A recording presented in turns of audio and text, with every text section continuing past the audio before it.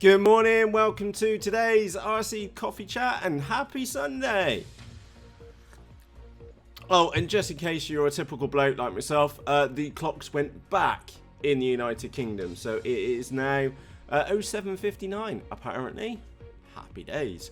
Oh, even better news, the weather looks like it's starting to clear up here in the UK, and the missus and kids are out for most of the day, so today is going to be a flying day. Now, talking of flying, let's jump across to the screen because, yeah, I was wrong with the Wings at 84. My heart was that my thoughts are that the ESC wasn't man enough. But thanks to all of your comments, and by the way, if you did leave a comment, I have literally just been through all the comments in that episode. And it looks like it was a combination of both the ESC and not powerful enough servos. So, like I said, that wing is going to go on into a new life, and we're going to make her into like a medium-range FPV aircraft instead.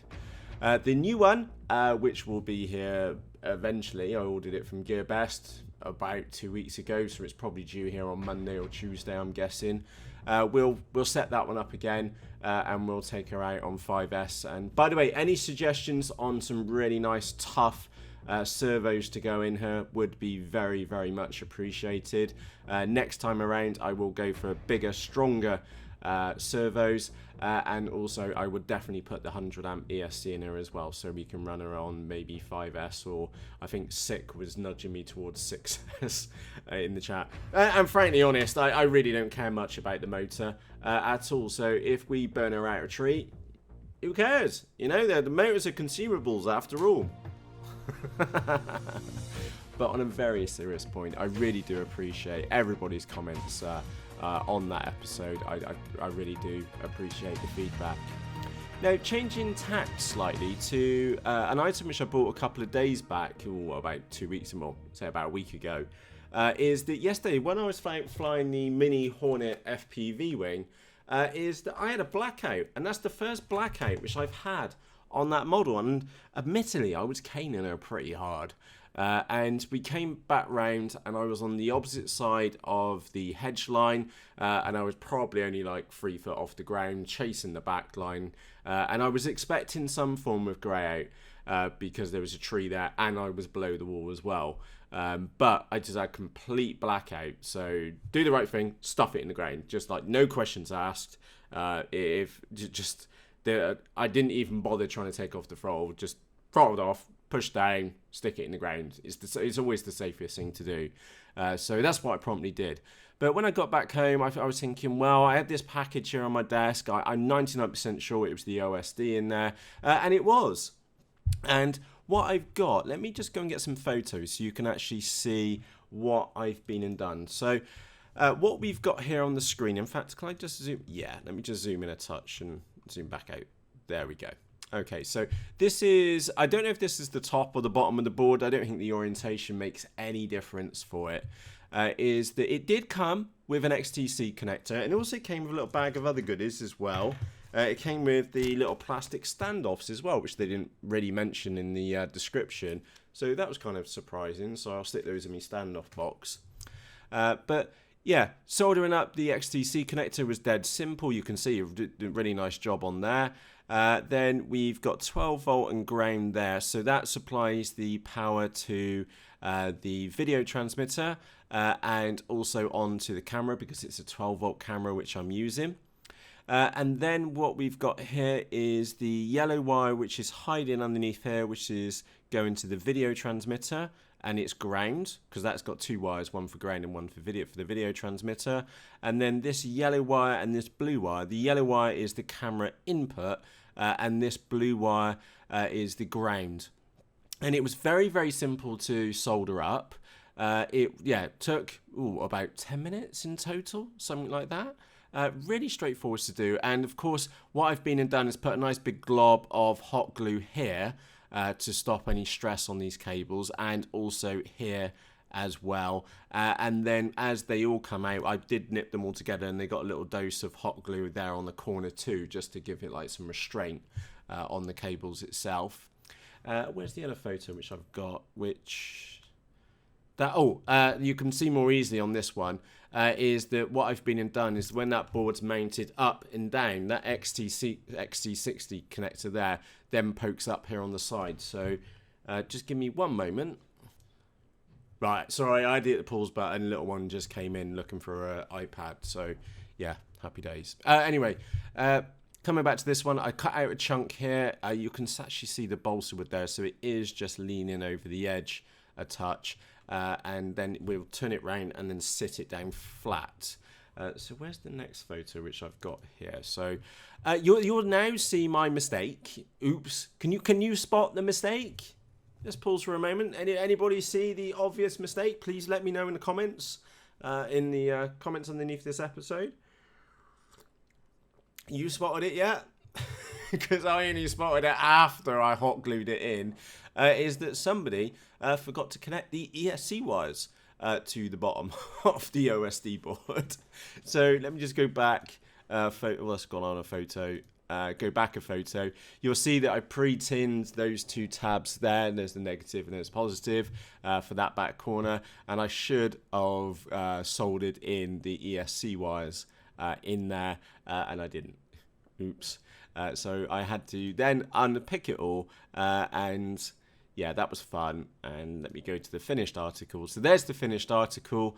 You'll now see that the battery now sits in this compartment here on top of the OSD board. The battery wire does, and again, let me just see if I can put this on the webcam for you. So let me just zoom in on that second so you can see, is that that's what I've been and got there now. And it's such a super clean finish on her. It's brilliant because once you put the battery pack in there, you can just loop the lead round, whereas before I was having to use a balance lead connector, and I had an XT60 connector floating around on top. This has just completely tidied her up.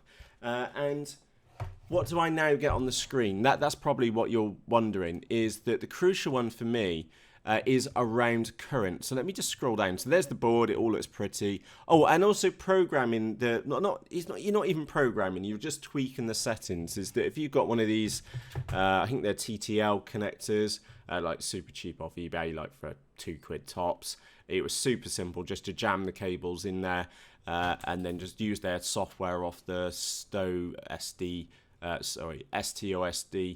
site. Super simple to do. So I changed and put my nickname on it. So there's the wiring diagram. Let me just zoom in on the screen for you a touch. Again, you can use it in a quad or you can use it in a model airplane. So that's the wiring. So you've got the ESCs going around the outside. You've got 12 volts and ground. You've got your video signal, again, going from the video off to the video transmitter. And then you've got your camera there. Now, they do have a 5-volt lead for the camera, but my camera runs on 12 volts, hence that's why the camera positive was going up to the 12 volt tab up there. And yeah, it's super simple. Now, the reason why I was really curious on these in the first place, and the reason why I went and bought a second one as well, so I've got another one on the way to me, is because it's got an inbuilt current sensor. Because I don't know if you're anything like me, that it sometimes just feels like it's a bit of a gamble.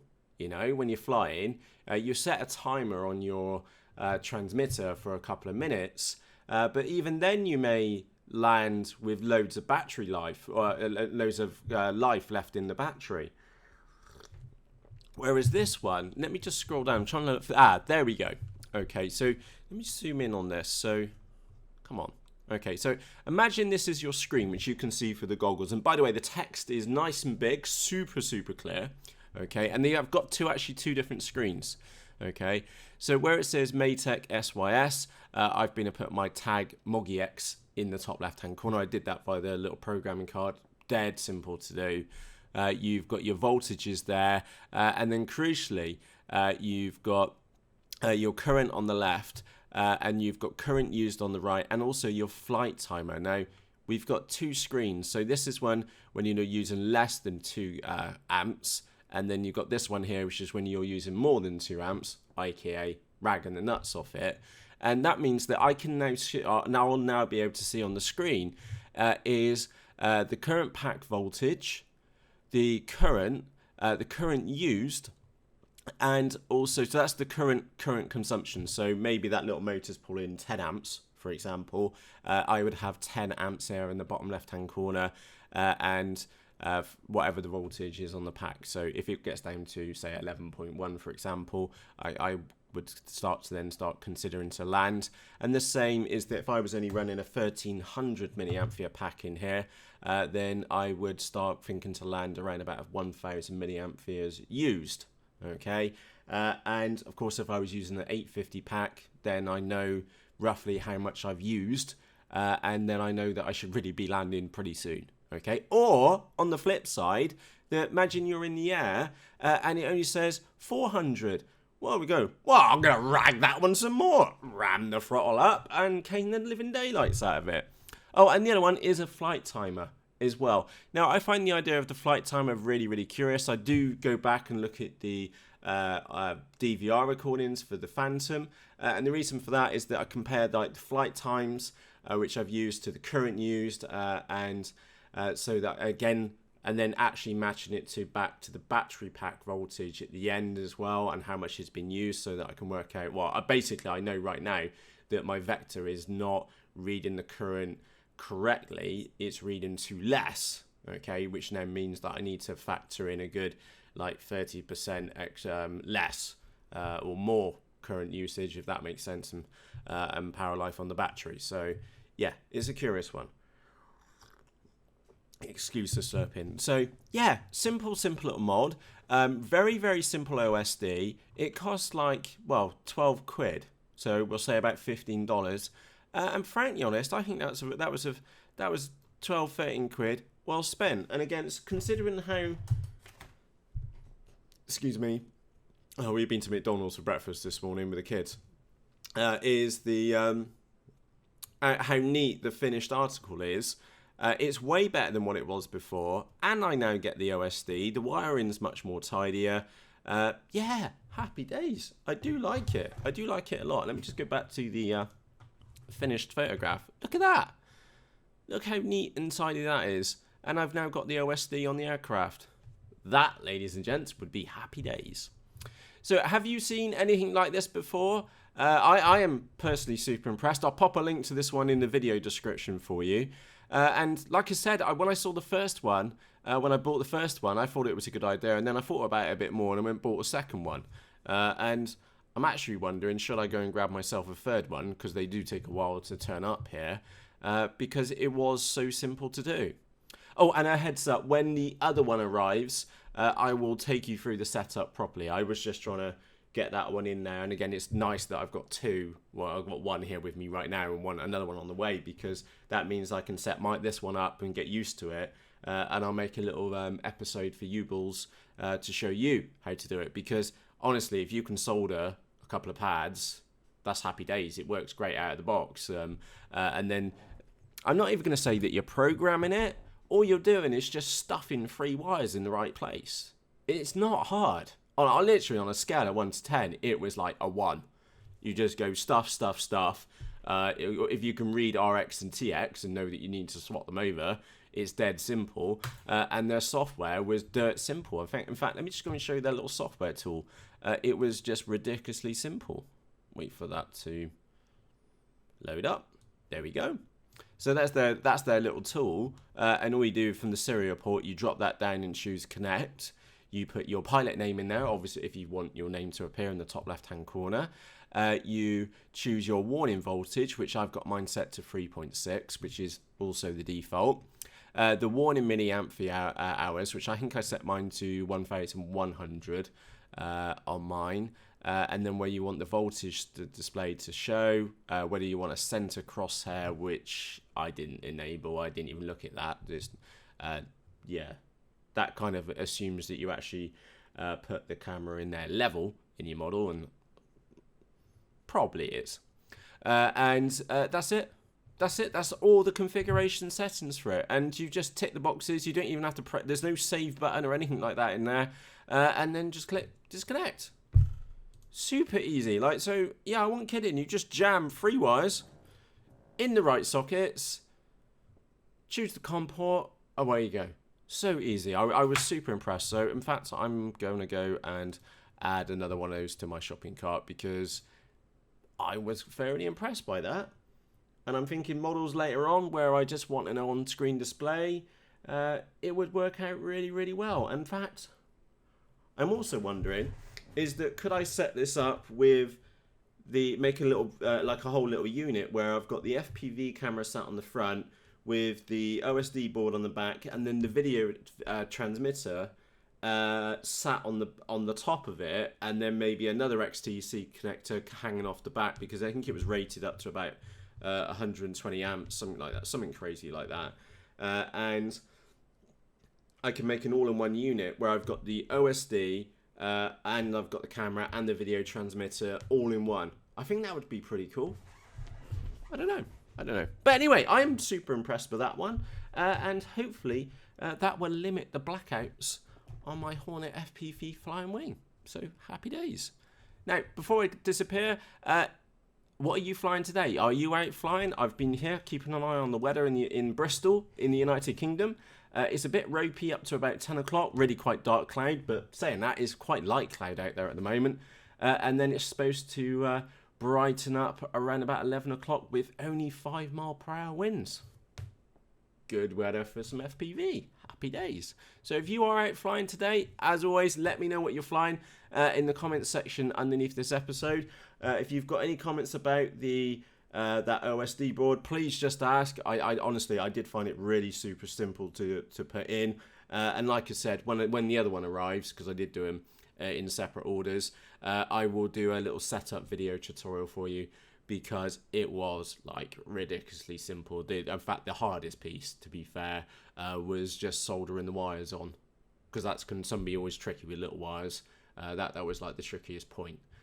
Besides that, super simple, pretty damn cheap for 12 quid, 13 quid. So yeah, I'm mighty impressed, and if it means I don't get blackouts and I have to stove in my Hornet wing or whatever other wing I put that in the next OSD in, that's got to be classed as happy days. So with that said, for myself, Matt, thank you ever so much for joining me for a cuppa this morning. It is Sunday, and again, give you a heads up, I wasn't always planning to do a Sunday episode, so back to normal tomorrow, next episode. I'll let you know how today's flying gets on, and if I'm doing any builds or anything like that, I'll share with you the latest updates on those too. I do have a couple of episodes which are being edited at the moment, 50-50 if they come out this afternoon. Again, no apologies. Would you rather be flying or sat back here editing video? You kind of know which one I'd lean towards. So with that said, from myself, Matt, have a fantastic Sunday, and I'll see you tomorrow. Cheerios!